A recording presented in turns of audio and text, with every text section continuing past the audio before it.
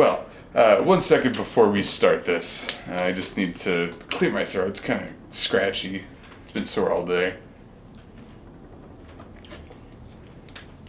Oh. How'd that borax go down?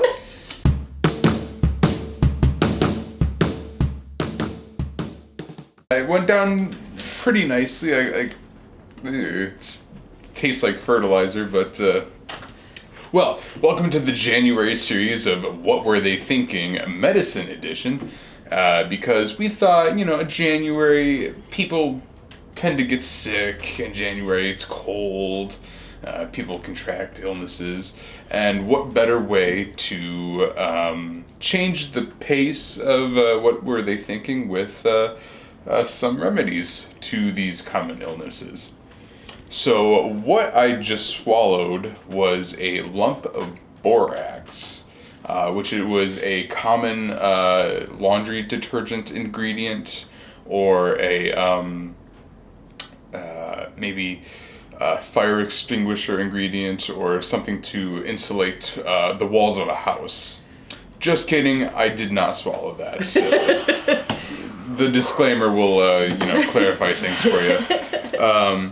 But yes, so we're obviously a museum, so we looked back in our collections to see some historical remedies, and in the White House Cookbook, published in the 1870s and 1880s, a common remedy to a sore throat would be to swallow a pea-sized lump of borax.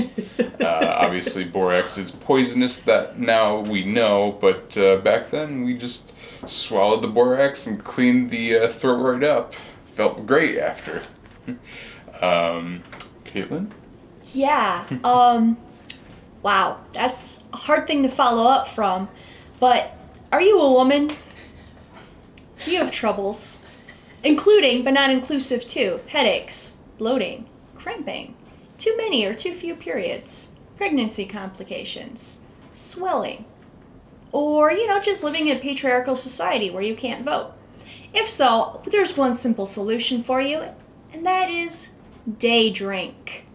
But in case you don't want to just drink a bottle of whiskey outright, might I suggest Dr. Pengali's Improved Woman's Friend, sometimes known as Zoophora later on.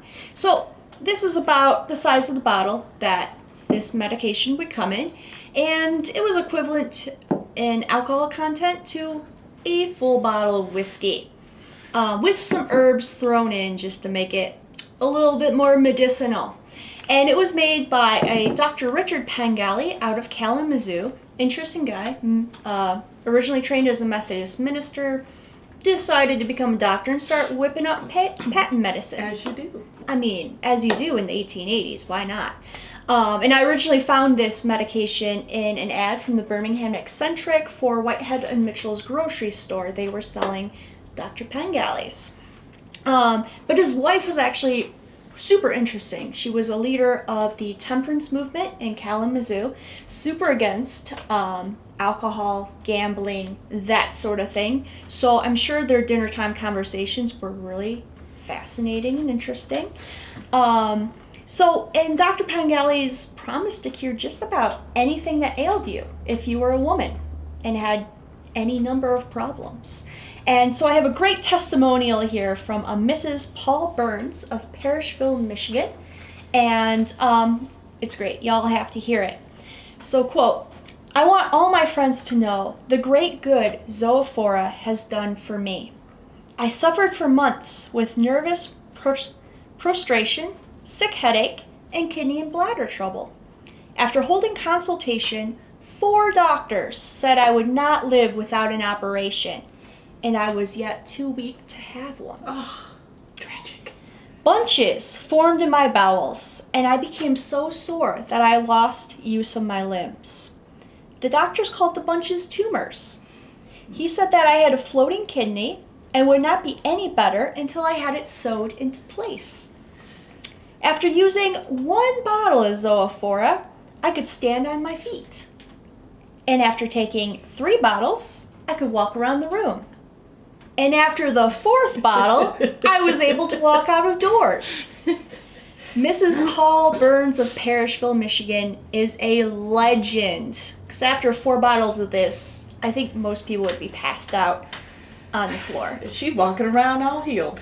And she's outdoors, She's outdoors. just living her life. So, yeah, their advertising slogan in the early 1900s was, "What Zoophora won't do for mankind, no medicine will."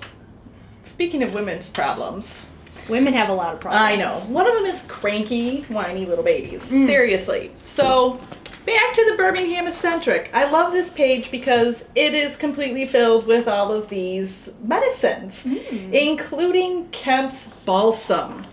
And I have a little blow up here of Kemp's Balsam in the Eccentric. And of course, this is a little tag that you could sell in your pharmacy. So, maybe one of the pharmacies here in Birmingham had this. And the little girl is holding her doll and she says, "This is what Mama gives me when I cough." And you gotta wonder what her mother really felt about her. Because the number 1 ingredient in Kemp's is chloroform. You know what? Babies' throats can't hurt if they're passed out. But then there's also fluid of squills, which is a rat poison. There is tartar emetic, which is a poisonous efflorescent crystalline salt used as a dye in Morton in clothing. Oh yes. And then the ever-present oil of tar, better known today as creosote. So coat up that throat. Boy. Yeah. Now, if it's not the sore throat that's bothering your baby, but teething and sleeplessness, well, you can always go to the Sears Roebuck catalog. Sleepless baby? Give them some laudanum. Straight up opium. That's some 10% powdered opium in there, baby. Oh, yeah. And then we have this beautiful little bottle of terrapin hydrate with codeine elixir. It is 47% alcohol. And on the back it says, for children to 6 years old, a 1/4 teaspoon every 3 to 4 hours. So you know what? This little guy, he's not quieting it up. Just give him some codeine. Just right there, some opium, baby. Because you know what? This baby will not cry. Ever. That solves a lot of your mama's problems right there. Nice right handling there. of the baby. Yes. And, after your baby's down for a 6-hour-long nap, day drink. Day drink. Maybe have some borax. Maybe have some borax. Little pea size. No, we do not recommend that you do any of this. Do not do any of this. Disclaimer. Disclaimer. City attorney, please don't come for us. All right. Well, we hope you enjoyed it. We'll be back next month with another edition of What Were They Thinking? Food edition. Yes. February sweethearts. And hopefully you'll come in next month and check out our brand new exhibit. Again, it's called Beyond Suffrage, Empowering Birmingham's Women. So, see you later.